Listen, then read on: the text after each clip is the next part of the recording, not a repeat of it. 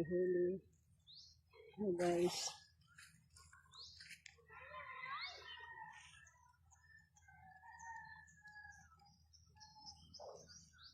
Ganda dito, fresh.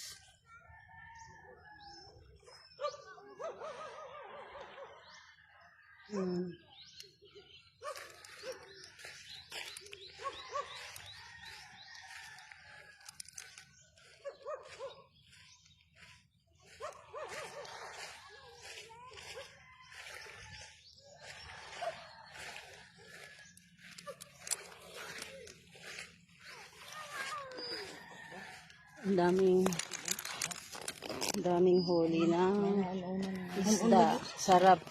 Fresh pa talaga galing sa yan, dagat. Yan, laki pa. Yan yung tita kong maganda. Wow, yan. Sarap naman pakinggan, no? Siyempre. Lalaki ng isda, Yan, ang laki, Andito din po si ate, yung may-ari. Ng isda. Oo, yan. Presko talaga siya. Galing pa sa dagat.